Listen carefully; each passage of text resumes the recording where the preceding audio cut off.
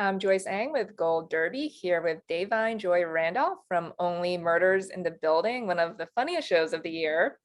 How big were you into not just murder mysteries, but true crime shows and podcasts before the show? I grew up with it with my grandma.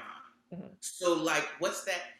It's like the channel that just shows like 48 hours and like missing. I forget what that channel is on cable. Way back on the in the dials and whatnot. But I used to watch she used to just have it on nonstop.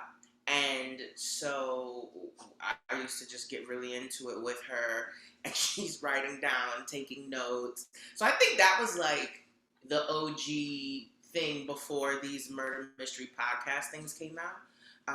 And then like with Netflix when they were starting to do like the Who Done It and like really breaking down the crime stuff. So, but it's way more intense Oh now. yeah, and like everyone is doing them. So this like when Yeah, I heard the plot of this show, I was like, this is perfect, like this like satirical comedy. yeah. I'm surprised no one did it sooner. But like, and I remember, wasn't like the first Netflix one that they did?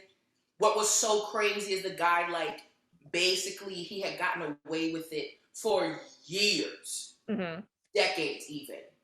Oh, you mean And then like making a murderer? I think so. Yeah, Yeah. the older guy, right? And like that frail older guy. And then I don't, but that's what they say. Like their ego, the cockiness. Like they say a lot of criminals, cops say this, a lot of criminals will come back to the murder scene. It's like this thing in them where they just want to see like how well they did, how I don't know how much they mess up the person's life. I don't know, but they always mess up and end up a lot of times cops will tell people, you know, if we didn't get them now, we'll be on alert for the next within the next month. And guaranteed, some way, shape, or form, you can show through cameras or whether they catch the person, they came back. And so it was just wild to me because that one in particular, the guy wanted to do this TV show about himself and gave himself away. I was like, this is wild. Like the psychology, that's what gets me. I love the psychology of it and how people's brains work because motives, they're endless. hmm They're endless. And you Yeah. never know what someone would be willing to do due to the given circumstances or how things have stacked up in their life thus far. It's hmm wild. Yeah, definitely. Well, speaking of like the psychology of it, one thing I love about the show is that these supporting and side characters get their own like POV episodes and like their narration. And you get one in season one, the sixth episode from the perspective of Detective Williams. Yeah. So what was it like when you found out you got, this episode to yourself and you get to tell like It her was story? amazing. I remember the whole process has been so wonderful. And Mr. Hoffman, the showrunner, has been, he is a dream. And he has, I've never, honestly, I don't know if you've heard this from other people on the set, it truly is so pleasant and kind and loving and fun. I'm literally like, it doesn't matter what my work schedule is. If they're like, oh, we could do another episode, then I'm always like, tell my agent, figure it out, have to do it. Honestly, because it's just so much fun. So I'm not expecting anything. Just to be in the space, I'm super, super jazzed. I mean, with these legends to be like that, that's who I'm predominantly working across from is beyond. So when he told me, I was like, really? Are you sure? Like, I don't want to mess up. And he was like, no, no, no. This is all it. Like, the way his brain thinks, he's got like seasons, honestly, 1 through 5 already. I think you got to, in a way, already mapped out in his mind. So he's like, nope, that's a seed. We need it. We need it. And also, I just appreciate it because very rarely for supporting actors, just to be really honest, are they given a real backstory. You know what I mean? A lot of times supporting are there to support naturally, the lead. So it really meant a lot to me, because oftentimes I've been in projects where you don't really get to know more about my character beyond, the immediacy of how it serves the leading character. So I was blown away. I think it was an awesome story and narrative. I also love the humanity of it all. Something I definitely can relate to in the sense of like work versus family and learning how to split the two. Um, but yeah, but I love this character. She's such a riot and complex as well. And like I love this sense of she's stuck in the middle with these people, no matter how much she tries to, and you'll see it in season 2, literally distance herself. It keeps coming back, coming back, coming back. So I'm just like, they're meant to be. It's meant to be. Yeah, no, because it's true. Because I think she could have easily just been a plot device, like the cop who gets in their way. And like, yeah, like initially she's very by the book. She doesn't want anything to do with the podcast or the three of them. But then her wife talks her into it to see like maybe they can be helpful. And then she realizes like she needs them as much as they need her to crack the case. Yes. Yes. Yeah. I don't think she will ever admit it, but I think what we will see as this show goes on, that they both need each other for many reasons. Both, for her career, she definitely needs. They're the perfect partner she never wished or thought she needed to have. You know what I mean? Like truly, because and you'll see she get this season. She gets a new partner. Michael Rappaport, yeah.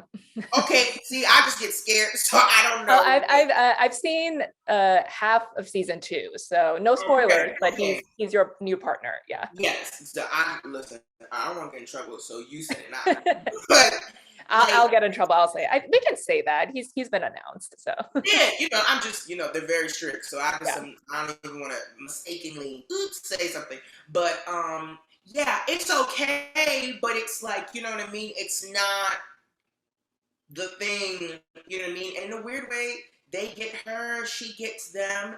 It's just so interesting how in season 2 you're going to see and actually as I'm being told, the series goes along. I thought the same thing too. I thought she was going to be like the cop, especially how the pilot was set up. I was like, oh, okay, so the cop, and then she comes through, does her like Law and Order monologue, out. And I do remember they always said that it was meant to be at least 3 episodes. They were like, we'll commit to 3. So I thought at most it would be like, those 3. And it's been really wonderful to see how she's grown and how, in particular, my character is dealing with life stuff in the midst of all of this. And, it's difficult because she's building these relationships with them, and then they're throwing her for a loop, and she has trust issues. So then she's like, can I trust you? You know what I mean? Like, it definitely dives in. Well, she's also questioning whether she can trust like her superiors, because it's like, oh, why wasn't the tax report and the phone submitted? Like she's like, I thought I submitted To that. be And maybe, honest, yeah. yeah, my backstory has been I am my own island. I think that's kind of right, like what episode 6 was about. But truly, for her, I feel like it is I am my own island. So when these people come into her life begrudgingly, she really is like, oh, maybe, right? Maybe I finally maybe don't want to really, admit to have found my people, my tribe, so to speak. And I think that's exciting and scary for her. And she's tiptoeing because she's just like, and also, you're not supposed to be friends with like suspects. No. That's completely taboo. You're not supposed to send them evidence from like the Yeah, and be victim. like, all right, so but what I do love is that she truly has a passion for this, and I think this was a part of her personality. As much as she can be like rough and tough, I really do think she is devoted to helping people and wanting people to be safe, and you know what I mean. And so I think a lot of times it's like a nervous mom almost, which is funny. I think she's more maternal than she knows. She just might have like tough love, but I think a lot of the like, I don't want to say aggression, but a lot of the like angst is like, stay safe, or like, why are you here? You're in danger. Like, you can't do this. And I think a part of her is like, I know you guys live in Upper West Side and this like posh whatever, but like outside of your pearly gates is the real world. This is New York. Mhm. You can't operate the way you do within your like little gated community. So yeah, she's really fun. Yeah, it's like there's only so much she can do to help them out, is the thing. Yes. Yeah. And her blood pressure goes high, and then she's like, forget you. She's got to like walk away from her. It's kind of like a mom. Like, Yeah. just, I need time out. I need time out from you guys. Well, so in the finale, Charles gets a text saying like to tell him to like leave the building, and then when they get arrested, Dee tells them like, don't say a fucking word. So I tell you, that was so intense. I will never get it. I was just so happened to be in New York filming Last LG, and John had texted me, and he was like, I really want to put you in this big moment at the end of the finale. I'm thinking I'm done. The last time I filmed, guys, thank you so much. You know, buys, everything. I was like, what? And he was like, yeah. He's like, I've already planned some C's. I'm figuring some things out. He goes, but you have to be the one that does this one moment. And he was like, if you can work it out. And I was like, say less. So I'm literally telling the other TV show, yeah, I gotta go. Gotta have the day off. Like, I'm telling you, I love doing this show. Even if I'm on another show, I'm like, gotta go, bye. You just showed up for that one line, but it's such a good line because there's all these implications. Like, did she text them? We did literally, and I think we can say this now, we did maybe 16 to 20 takes and of that moment. And it was like, but I completely understood, like, because even for him, which is what I love, it's like we're in it with ourselves, if that makes sense. Because he's like, I mean, it could be this way or it could be that way. Okay, so let's do a take where you say it this way. Who knew one sentence could mean so many different things? And so we tried it so many different ways. It was such a sensitive line moment. It was a thing of, should I be in front of them? Should I be behind? It was such a curated, meticulous moment. And season 2, well, you've seen it, but other people have. Season 2 Tease it for the people. Yeah, well, season 2 starts literally from that moment, which is great because, you know, sometimes in between seasons it'll be like time has passed and they'll just do like a flashback. The whole first episode, right? I think so, is right to that moment, and now I'm bringing you. Doom, doom, doom. Yeah, and I love the take they use because it's like she's like seething with anger, but also disappointment. It's like, I can't believe you guys got arrested for this. Like, there's another murder, even if she doesn't think they killed Bunny. Exactly. I do not like being in this situation with you guys. This makes me highly uncomfortable, and everyone's credibility is out the window. Mine is for trusting y'all. Y'all's are like, it's just, which is genius because it ended the season to me, everything getting reset back to zero. Literally how the pilot ended. I mean, the story began, felt like how in many ways it ended. So it was just, it's wild. And then you got another season. Yeah. They'll do it all again. In this season, you got crazy guest stars. It's like top notch, like Shirley MacLaine, Amy Schumer. I couldn't believe it. Michael Rappaport, your partner, partner in crime, maybe, I don't know. But you know, speaking of Dee's backstory, her wife is pregnant. Is she gonna give birth, and do they name him Kareem or Keith?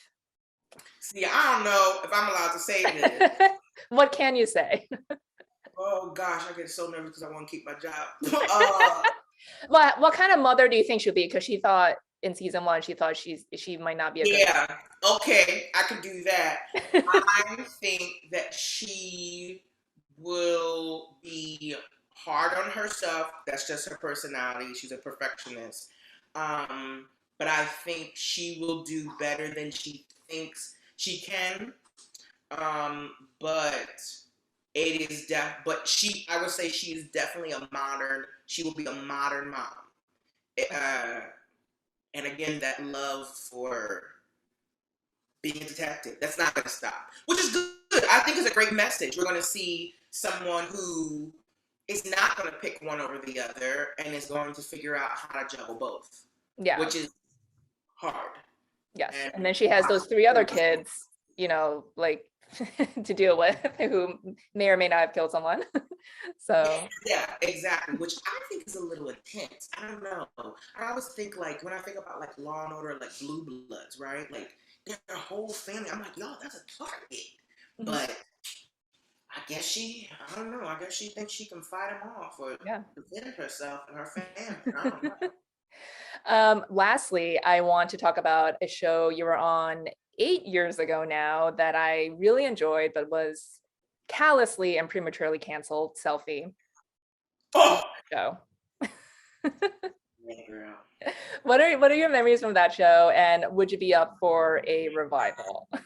Yes, I think we should do a movie Yes, or a please. limited series Hmm. uh, where we do like 4 parts or something like that. Karen's very busy. I don't know. Karen is very busy. I think she's done with the third Guardians of the Galaxy. I think they wrapped. Yeah, they Yeah, so rap. she, They yeah, rap. well, Who's yeah, looking? John Cho, yeah, we got to clear his schedule. Yeah, well, he just did that awesome, not just, but he did that Cowboy Bebop thing. Yeah, and now he's Dope. doing the After Party now, season 2, another a comedy murder mystery. Yeah, and the guy that played the boy, to me, my son, my baby, is a star and out and about. He did that Seth Rogen thing with the kids. His name is Keith.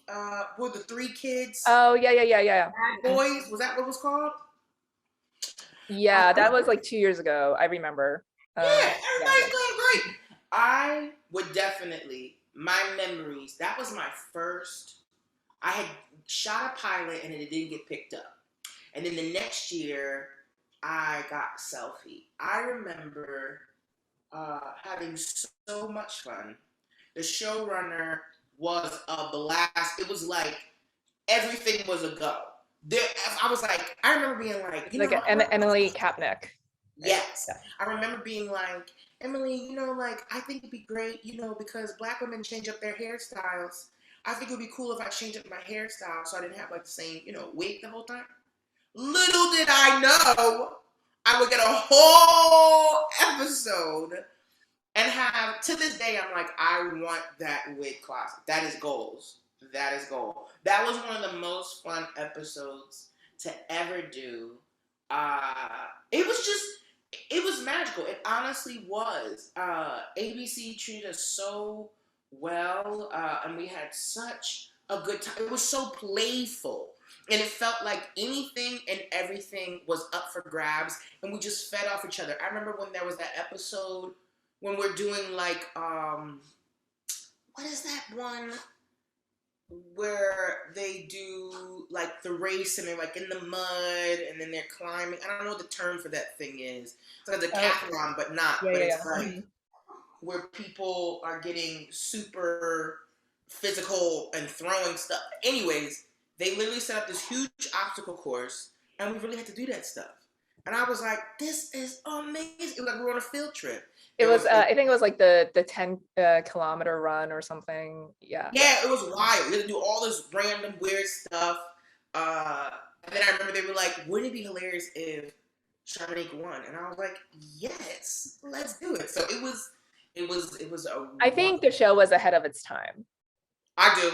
Yeah. I do. I also wonder if the word. I remember being like, Oh yeah, the title. That was also the era when ABC was getting a lot of heat, or just like everyone was mocking ABC for a lot of their show titles, like Cougar Town, Trophy Wife, like Good Christian Bitches, and Selfie. yeah. And that's what I was wondering. Where I was like, oh, I wonder if that had. Honestly, to this day, we're all still shocked. I don't know why. It was going wonderful. We were getting the ratings. I still don't know why. But you know, as my career's gone along, stuff like that happens. And sometimes there's no rhyme or reason, but it means a lot to me. And I know it means a lot to the cast. I can say that when people still talk about it now. Mhm. You know what I mean? That, like, to us, 13 episodes impacted you guys in a way that you're still talking about. That means a lot. And that Yeah. means that, like, maybe we kind of sort of did our job a little bit. You know what I mean? Like, Yeah, and there's so many shows now, and we still remember one that's almost 10 years old, and we want more. yeah. And I think now it's like on Hulu, so you can like rewatch it. My mom was like, I watched it. And I was like, Mom, what are you watching it for? So it means a lot. Yeah, it's really cool to get like text messages or DMs when people are like still petitioning, and I'm like, wow, 8 years later. Yeah. you guys are still Fingers crossed for a revival. I think the movie would be really cool. Yeah, let's do it for the 10th anniversary in 2 years. That's enough time, right? That's enough time. Yeah, with the script written. All right. Well, Da'Vine, it was great speaking with you. Thanks so much for your time. And Selfie Revival, let's go. Yeah, have a good one.